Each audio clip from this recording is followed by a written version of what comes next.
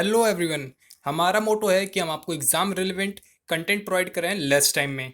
इसलिए हम विश्वास रखते हैं बातें कम और काम ज़्यादा में। आज हम टफेस्ट पॉलिटी क्वेश्चन डिस्कस करेंगे और देखते हैं आप में से कितने लोग कितने सही क्वेश्चंस का जवाब देते हैं। अपना स्कोर कमेंट में ज़रूर मेंशन कीजिएगा। आज हम ये टफेस्ट क्वेश्चंस डिस्कस करेंगे इन 3 शिफ्ट्स के। चलिए स्टार्ट करते हैं बिना टाइम वेस्ट करें। हमारा पहला क्वेश्चन है कि इनमें से कौन सा आर्टिकल है जिसका यूज करके केरला ने पिटीशन दर्ज किया था सुप्रीम कोर्ट में 14 जनवरी 2020 को, किसके खिलाफ? सीएए के खिलाफ, जो सिटीजनशिप अमेंडमेंट एक्ट था उसके खिलाफ। तो आर्टिकल 17, आर्टिकल 131 या आर्टिकल 23, आर्टिकल 368। ये आर्टिकल है 131।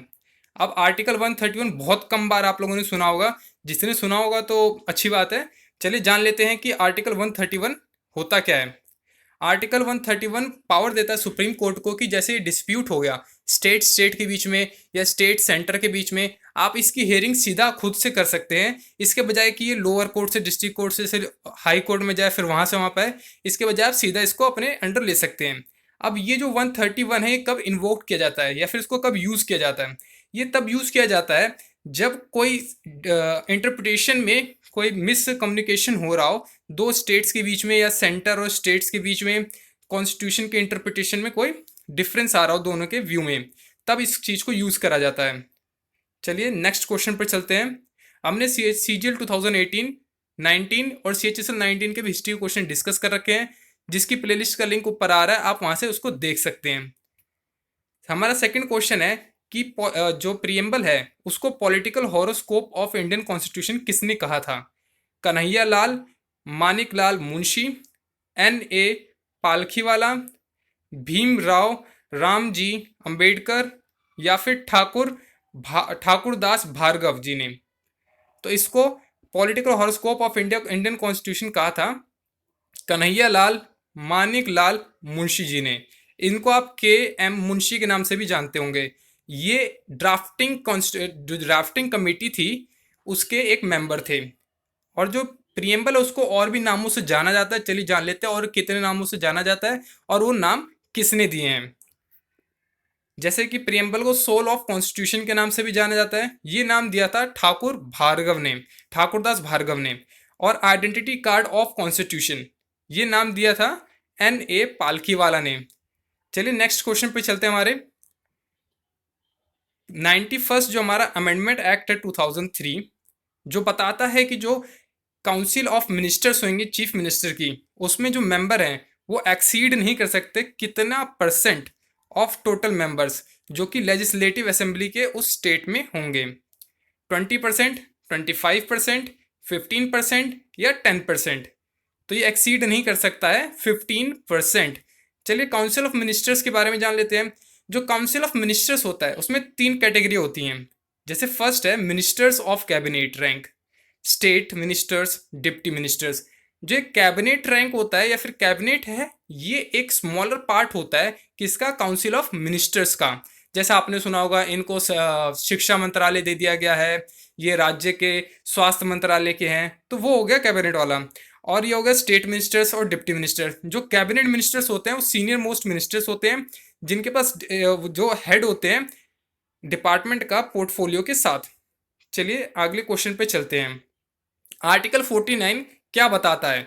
फर्स्ट ऑप्शन है कि फ्री और कंपलसरी एजुकेशन हो बच्चों के लिए। सेकंड ऑप्शन है कि जो मॉन्यूमेंट्स हमारी धरोहर है, जैसे कि ताजमहल हो गया, लाल किला हो गया, ये सारी प्लेस और जो चीज़ें हैं, नेचुरल चीज़ें हैं जैसे झरना वरना हो गया, इन सब की रक्षा करी जाए। या थर्ड ऑप्शन है कि जो बच्चों से मजदूरी करवाई जाती है फैक्ट्री और माइंस में, वो रोकी जाए जो बच्चे 14 साल से नीचे हैं। या चौथा ऑप्शन है कि जो प्रमोशन करा जाए इंटरनेशनल पीस का और सिक्योरिटी का। तो 49 बताता है कि प्रोटेक्शन करी जाए मॉन्यूमेंट्स की, प्लेसेस की और ऑब्जेक्ट्स की नेचुरल इंपॉर्टेंस की। ये डायरेक्टिव प्रिंसिपल है। आजकल डायरेक्टिव प्रिंसिपल से बहुत ज़्यादा क्वेश्चंस पूछे जाने लगे हैं क्योंकि फंडामेंटल राइट ये सब ने रट डाले हैं। जो थर्ड ऑप्शन है ये 24 आर्टिकल है, फंडामेंटल राइट है एक। 24 आर्टिकल में बताया गया कि जो बच्चों से काम है वो ना करा जाए फैक्ट्री और माइंस में जो 14 साल से नीचे हैं। और जो फोर्थ ऑप्शन हमारा, वो हमारा आर्टिकल 51 में बताया गया है। ये एक डिस्क्रिप्टिव प्रिंसिपल है कि प्रमोशन करनी चाहिए हमें इंटरनेशनल पीस और सिक्योरिटी की। जो हमारा फंडामेंटल राइट है पार्ट 3 में है, और जो डिस्क्रिप्टिव प्रिंसिपल्स हैं ये पार्ट 4 में है। डिस्क्रिप्टिव प्रिंसिपल्स हमने आयरलैंड से लिए हैं। कहाँ से लिए हैं? आयरलैंड से। ये पार्ट भी पूछ लेते हैं और कहाँ से लिए ये भी पूछ लेते हैं, इसलिए हम बता दे रहे हैं आपको। नेक्स्ट क्वेश्चन पे चलते हैं। इनमें से किसे इम्पीचमेंट के प्रोसेस से हटाया जा सकता है? गवर्नर, प्राइम मिनिस्टर, प्रेसिडेंट या फिर चीफ मिनिस्टर? तो जिसको हटाया जा सकता है वो है प्रेसिडेंट। खाली प्रेसिडेंट को ही इम्पीचमेंट के प्रोसेस से हटाया जा सकता है, और इसके बारे में आर्टिकल 61 में लिखा हुआ है। कौन से आर्टिकल में? आर्टिकल 61 में। चलिए नेक्स्ट क्वेश्चन पे चलते हैं। जो 42nd अमेंडमेंट एक्ट था 1976 का, उससे किस वर्ड को इंसर्ट किया गया था प्रीएम्बल में? ऑप्शंस हैं इक्वालिटी, सोशलिस्ट, लिबर्टी या जस्टिस। तो जो वर्ड ऐड किया गया था वो वर्ड था सोशलिस्ट। सोशलिस्ट को ऐड किया गया था। ऐसे 3 वर्ड ऐड करे गए थे प्रीएम्बल में। जो 42nd अमेंडमेंट एक्ट था उसको मिनी कॉन्स्टिट्यूशन के नाम से भी जाना जाता है, क्योंकि इससे बहुत ज़्यादा बदलाव किए गए थे कॉन्स्टिट्यूशन में। जैसे कि 3 वर्ड ऐड किए गए थे, सोशलिस्ट, इंटीग्रिटी और सेकुलर। ये 3 वर्ड कहाँ पे ऐड किए गए थे? प्रीएम्बल में। Socialist, integrity, secular. और सेकंड चीज थी फंडामेंटल ड्यूटीज ऐड की गई थी पार्ट 4A में। किसमें? पार्ट 4A में फंडामेंटल ड्यूटीज। ये कहाँ से ली गई? यूएसएसआर से ली गई हैं। और 4 डिस्क्रिप्टिव प्रिंसिपल्स भी ऐड करे गए थे कॉन्स्टिट्यूशन में। और चौथी चीज हुई थी कि जो लोकसभा और स्टेट असेंबलीज का टेन्योर था उसको 1 साल बढ़ा दिया गया था। चलिए नेक्स्ट क्वेश्चन पे चलते हैं। अगर आप हमारे चैनल पे नए हैं या आपने अभी तक हमारे चैनल सब्सक्राइब नहीं किया है तो प्लीज़ सब्सक्राइब कर दीजिएगा ऐसी बढ़िया वीडियोस के लिए। हमारा 7th क्वेश्चन है कि राज्यसभा में प्रेसिडेंट कितने लोगों को नॉमिनेट कर सकता है? 14, 16, 10 या 12? तो प्रेसिडेंट 12 मेंबर्स को नॉमिनेट कर सकता है राज्यसभा में। राज्यसभा से रिलेटेड कुछ और जानकारियां जान लेते हैं। जैसे कि 1/3 मेंबर्स होते हैं जो राज्यसभा के, वो रिटायर होते हैं हर 2 साल में। और जो राज्यसभा का एक जो भी मेंबर होता है उसका टेन्योर 6 साल का होता है, जबकि लोकसभा का 5 साल का होता है। और टोटल सीट्स जो राज्यसभा में है वो है 250, जिसमें से 238 रिप्रेजेंटेटिव होते हैं स्टेट्स के और 12 नॉमिनेट करे जाते हैं प्रेसिडेंट के द्वारा। राज्यसभा को अपर हाउस ऑफ पार्लियामेंट के नाम से भी जाना जाता है और लोकसभा को लोअर हाउस ऑफ पार्लियामेंट के नाम से भी जाना जाता है। ये क्वेश्चंस पूछे जा चुके हैं और दोबारा भी आ सकते हैं, इसलिए हम इसको डिस्कस कर रहे हैं। हमारा नेक्स्ट क्वेश्चन है कि पंचायत के इलेक्शन हो जाने चाहिए कितने मंथ के या फिर कितने समय काल के अंदर उसके डिसॉल्व होने से पहले? जो पुरानी पंचायत चुनी गई है उसके डिसॉल्व होने से पहले कितने महीने पहले हो जानी चाहिए? 1 साल, 2 मंथ, 6 मंथ या 8 मंथ? तो इसका आंसर है 6 मंथ्स। जो पंचायत इलेक्शन है ये इलेक्शन कमीशन का काम नहीं होता कि इसके इलेक्शन करवाए जाएं, इसको स्टेट ही करवाता है। और जो पंचायत है, पंचायत को ऐड किया गया था 73rd amendment act 1992। 73rd amendment act 1992। ये पूछे गए क्वेश्चंस, जितने भी बता रहा हूँ पॉइंट्स में सब पूछे गए हैं। और इसके जो 73rd अमेंडमेंट एक्ट है इसी के द्वारा पार्ट 9 को ऐड किया गया, 11 शेड्यूल को ऐड किया गया, और जो आर्टिकल 243 है और 243A से लेके 243O तक ये सब पंचायत से ही रिलेटेड है। और ये जितने भी पॉइंट्स मैंने बताए हैं सब क्वेश्चन के तौर पे आए हुए हैं, तो इन पॉइंट्स को जरूर जरूर पढ़ लीजिएगा। चलिए नेक्स्ट क्वेश्चन पे चलते हैं हमारे।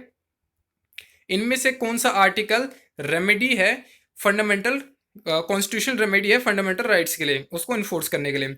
आर्टिकल 36, 32, 38 या फिर 40? ये है आर्टिकल 32। और इसी को राइट टू कॉन्स्टिट्यूशन रेमेडी को सोल ऑफ द कॉन्स्टिट्यूशन कहा गया डॉक्टर B.R. अंबेडकर के द्वारा। क्या कहा गया? Soul of the constitution doctor B.R. Ambedkar के द्वारा।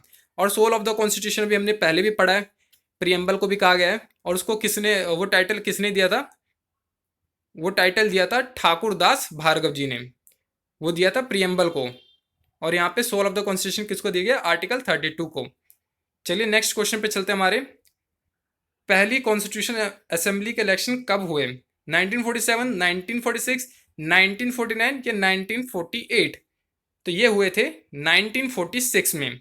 और 9 दिसंबर 1946 को पहली मीटिंग हुई थी कॉन्स्टिट्यूएंट असेंबली की, और वहां पर डॉक्टर सच्चिदानंद सिन्हा को प्रेसिडेंट चुना गया था। जबकि बाद में 11 दिसंबर 1946 को दोबारा मीटिंग हुई और वहां पर राजेंद्र प्रसाद को प्रेसिडेंट चुना गया।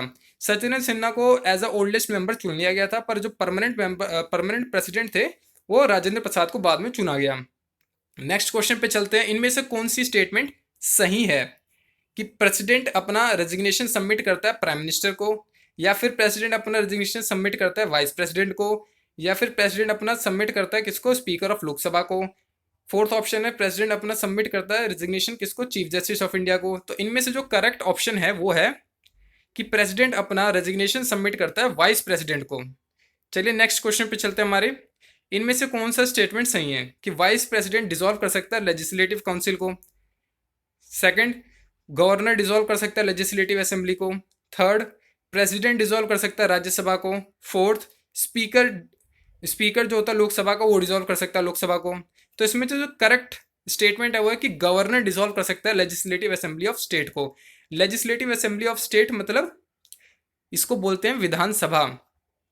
चलिए नेक्स्ट क्वेश्चन पे चलते हैं कि इनमें से कौन हेड था कॉन्स्टिट्यूशनल बेंच का जिसने राइट टू प्राइवेसी को फंडामेंटल राइट डिक्लेयर कर दिया। दीपक मिश्रा, टीएस ठाकुर, जेएस खेहर या एच जे कानिया। तो ये है जेएस खेहर। हमारा नेक्स्ट क्वेश्चन है कि आर्टिकल 80 में कितनी मैक्सिमम स्ट्रेंथ लिखी गई है राज्यसभा की, 235, 250, 240 या 245। ये चीज मैंने आपको पहले ही क्वेश्चन में बता दी है। देख इसका आंसर है 250 मैक्सिमम स्ट्रेंथ होती है राज्यसभा की, और राज्यसभा के बारे में मैंने आपको पहले क्वेश्चन में डिस्कस करा काफी कुछ। क्वेश्चन नंबर 15, कौन सा आर्टिकल ये बताता है कि एक काउंसिल ऑफ मिनिस्टर्स होगी प्राइम मिनिस्टर के साथ और प्राइम मिनिस्टर उसके हेड होंगे। Article 21 sub clause 1, article 74 sub clause 1, या फिर आर्टिकल 44 या फिर आर्टिकल 34। तो ये हमारा आर्टिकल है आर्टिकल 74। ये हमारे 15 क्वेश्चन थे। देखते हैं आप में से कितने लोगों ने कितने सही आंसर दिए थे। अपना स्कोर कमेंट बॉक्स में जरूर मेंशन कीजिएगा, और वीडियो अगर आपको अच्छी लगी हो तो प्लीज सब्सक्राइब कर दीजिएगा, लाइक भी कर दीजिएगा और अपने दोस्तों के साथ शेयर भी कर दीजिएगा।